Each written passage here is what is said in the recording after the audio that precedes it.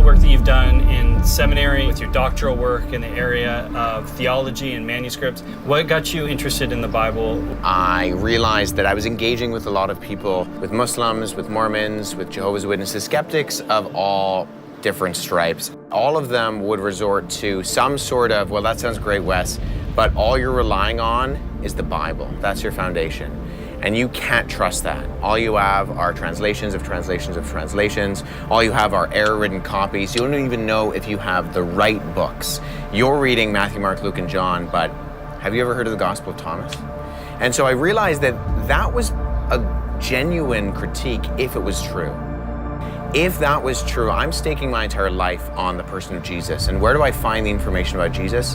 I find that in the Bible. And if I can't trust the Bible, I really have no reason to put my hope and trust in Jesus.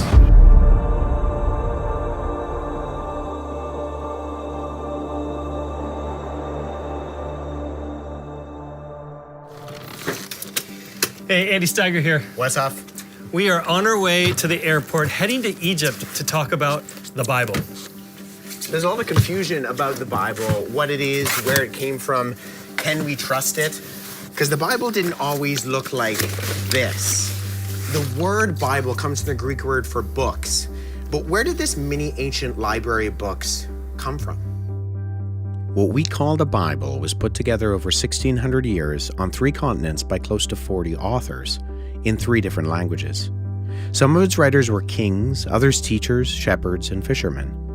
The early Christians inherited the Jewish scriptures, what we call the Old Testament, a collection composed of the same 39 books we have in the first portion of our Bibles. Contrary to what many believe or have heard, the New Testament books were not chosen or voted on, but instead were recognized as the writings closest to the community surrounding Jesus. What we actually have is a direct connection to the life and teaching of Jesus. Jesus' disciples mentored others, who we call the Apostolic Fathers, who then comment on what books did or didn't have a history, going back to the words and teachings of Jesus.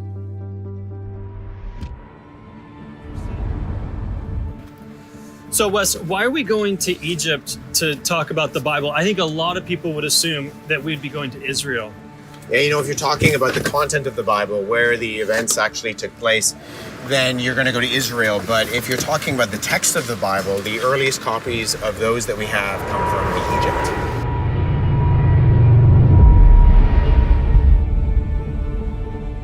Hey, welcome to Egypt. We just got through security. We're here. We got our driver, Mohammed. He's going to be taking us to our hotel. We're driving through the streets of Cairo. We're going to be heading over to the pyramids, see some of the Great Pyramid. We're going to be going to a few other archaeological sites before we actually head into the meat and potatoes of looking at some of the influential biblical sites. But for this first day, we're just going to be doing a little bit of the touristy stuff, making a day of it.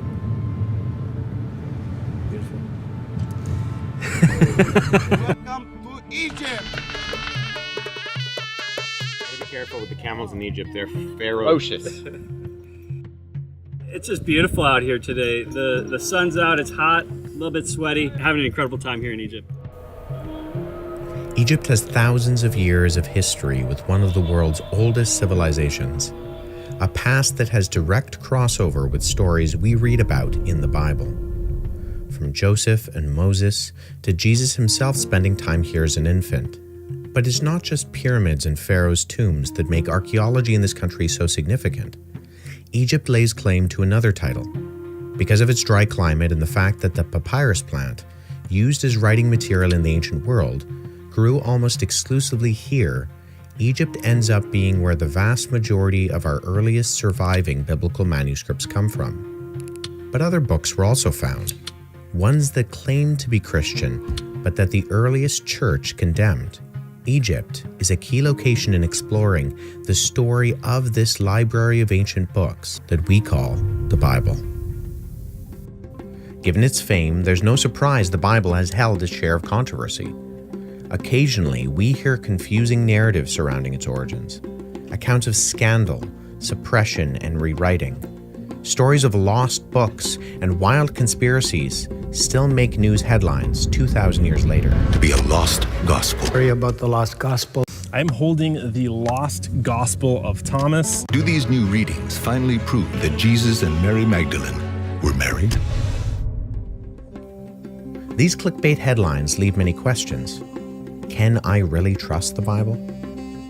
The Bible hasn't always looked like it does today. For hundreds of years, it existed as independent scrolls and writings. But how can we know that this mini-ancient library we call the Bible contains the right books? What about the other books that talk about Jesus from the ancient world that are not included in our Bible? One of the best known and potentially earliest of the books that weren't included bears the name of one of Jesus' immediate followers. Lost in the sands of Egypt for 1,800 years, its opening line sets the stage. These are the secret sayings which the living Jesus spoke and which Didymus, Judas, Thomas wrote down. We're here in Egypt, sailing on a felucca on the Nile River. And you know, it wasn't far from here, off in the Nag Hammadi Desert, where in 1945, a shepherd named Muhammad Ali, along with a number of his companions, were out in the desert looking for fertilizer. Now, what they found was not fertilizer, but their shovels uncovered a body and a 4-foot-high jar. In 1945, a lot of things were happening globally in the European and Pacific theater. Nobody was paying attention to a sheep herder and farmer in the backwaters of Egypt. And yet, a shepherd and farmer named Muhammad Ali in Upper Egypt, in the approximate location we're at today in Nag Hammadi, along with a number of his friends looking for fertilizer in the desert, uncovered a large earthenware jar. That jar, chief among its contents, was the Gospel of Thomas. Only 11 years before that, a philosopher and scholar in Germany named Walter Bauer published a famous monograph known as Heresy and Orthodoxy in Earliest Christianity. His thesis was that the scene of early Christianity was a theological quagmire. Groups were contending and fighting for who Jesus was. You didn't have just one portrayal of Jesus. And in that sense, it wasn't that there was a Christianity, but Christianities. The discovery of the Gospel of Thomas and other documents like it in 1945 and following confirmed that there were questions as to whether the Gospels that we have in the Bible were really an accurate and historical portrayal of who Jesus was. A big question that comes up that a lot of people ask are, well, what about those other documents? Now, we were just recently in Cairo, Egypt, and we were at the Coptic Museum looking at one of the Nag Hammadi texts, the Gospel of Thomas. We are here at the Coptic Museum, and I'm looking at the actual first page of the Gospel of Thomas. So why wasn't that gospel included into our Bible? You know, we do have these other books, these other Gospels, with names like Peter and Thomas and Mary attached to them. Nowadays, plagiarism is I take your work, Andy, and I put my name on because I know you're smart, and I want to sound smart too. But realistically, nobody's going to read the Gospel of Wes. They just aren't.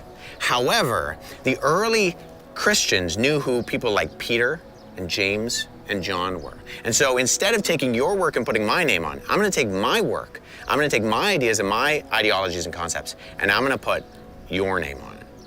So in other words, if you want to get more readership, if you want more people to buy into the book, put a name, attach a name to it that they're going to recognize. And yeah, exactly. And so you had these ancient groups that we refer to as the Gnostics, the Docetics. And what they did is they appropriated Jesus and put their theology on the lips of Jesus in later centuries. And then they attached the names for credibility's sake to those documents. But we know, based on both the content and based on how we date these manuscripts, that they're coming from times when Thomas, when Peter, when Mary, when Judas were long dead.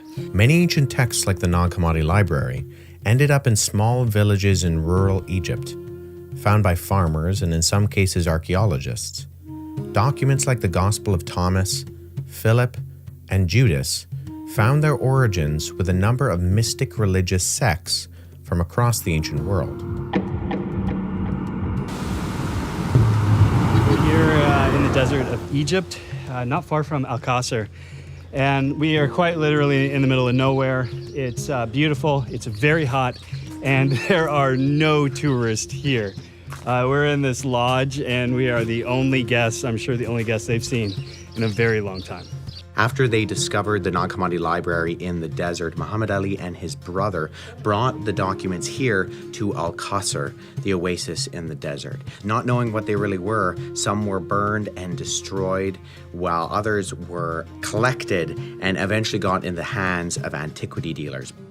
After their discovery by the Bedouin farmers in 1945, they almost didn't survive. Some of the ancient papyri were tossed into a courtyard full of animals. Others used as kindling to cook bread. Many of these ancient papyri found in the desert, biblical or otherwise, often defy the odds when it comes to surviving for centuries. This is the refrigerator, coffee maker. Brown walls. Wes. Wes, I'm part of this home. We're here filming in Egypt, and a big mistake that we made is we came in summer, and the heat here is shocking. It's just oppressive. And then on top of that, if it couldn't get any worse, we're in the midst of a sandstorm. So I'm gonna take you outside in a sandstorm, and I'll do my best to describe to you what a 45-degree sandstorm feels like. So the first thing that you need to appreciate is that there's sand in my teeth immediately. The full sun is coming down, which is baking you. And then the wind's blowing, which is drying out your skin. And the heat feels like an oven. So it feels like you're in a hot sand wind oven. And we've asked the people, we said, like, imagining that this is bad, and they're like, no, this is normal. They told us it's worse in October. Apparently our guide has encountered 50-degree weather. That's 122 Fahrenheit. I don't want to have anything to do with that. I'm telling you that right now. Wes, when people ask me about these Gnostic Gospels, like the Gospel of Thomas or others, one of the things I've often said to people when they ask me about why they weren't included in the Bible is I'll ask them, have you read these? Yeah. Sometimes I simply say, well, you go read them and you tell me why they're not in the Bible. You think of a gospel, what do you think of? I'm thinking of Jesus, I'm thinking of his life, his death, his resurrection, that sort of thing. Yeah, you're thinking of a narrative. You know what's interesting about the Gospel of Thomas is it's not what we typically think of when we think of a gospel. When we read the Gospel of Thomas, it's simply a list of 114 sayings, of questions being asked to Jesus and him answering his disciples. It's not what we think of when we think of the birth, the life, the teaching, the death, and the resurrection of Jesus. It's a list of 114 sayings that are at times confusing, are at times very ambiguous. And when you read it, you find that there's some content that really sounds strange, especially to our modern Christian ears. These are the secret sayings which the living Jesus spoke, and which Didymus, Judas, Thomas wrote down. And he said, whoever finds the interpretation of these sayings will not experience death. Simon Peter said to him, let Mary leave us, for women are not worthy of life. Jesus said, I myself shall lead her in order to make her male, so that she too may become a living spirit resembling you males. For every woman who will make herself male will enter the kingdom of heaven. With these Nag Hammadi texts then, and you've got these different Gnostic Gospels, for example, one of the things I find interesting is that we're here in Egypt, and it's actually Egyptian names that you find in the text. Explain that, like what's going on, and how does that actually help us date those texts? Yeah, when we're reading, say, the Gospel of John, we're getting names, or the Gospels or Acts, we're getting names and we're getting places that are in the geographical areas and are most frequent in first century Roman-occupied Palestine. For example, you're getting Jewish names in the book of John or in the early Gospels. These are names that would date to that time frame in that area. Yeah, not just names that were Jewish and that were being used in that time, but names that were popular within those particular decades that they're writing. A series of scholarly studies has shown that, though Jews were located in many places across the Roman Empire, people's names often tended to be geographically located. By observing literary and archaeological artifacts, a list of common names can be clearly identified. By narrowing down the most popular names in places that Jesus lived, traveled, and ministered, and by comparing these to the list from the studies, an interesting correlation can be seen. Just as we see today with popular names, a qualifier or nickname is often used. For example, notice that when Matthew lists the disciples in his gospel, certain names have a qualifier or nickname and others do not. Simon called Peter, and Andrew his brother, and James the son of Zebedee, and John his brother, Philip and Bartholomew, Thomas and Matthew the tax collector, James the son of Alphaeus, and Thaddeus, Simon the Zealot, and Judas Iscariot, who also betrayed him. As we would expect, the most popular names are those that have an added description. When we compare the most popular names in Judea and Galilee during the first century with names we see listed in key places in the biblical Gospels, we find that all the names with qualifiers match with what we'd assume if they were actually written in the time and place they claim to be narrating. In contrast, the Gospel of Judas only has two names that would fit, Jesus and Judas, but contains a host of other characters whose names match not with first century Judea or Galilee, like the biblical Gospels, but with names that were popular in Egypt during the 2nd and 3rd centuries. Consider how difficult it would be for someone living outside of the locations and times that these events took place to get the right names with the right qualifiers. We have 4 biblical Gospels, with 4 different authors, and yet each gets this test of naming frequency and attribution right every time. A test and standard that the non-biblical Gospels simply do not pass. You know, we might think that that's easy to try to come up with, but if I told you, Andy, that I wanted you to forge, don't do this, it's morally ambiguous, but forge a document, say from 17th century France. I mean, you know some French names.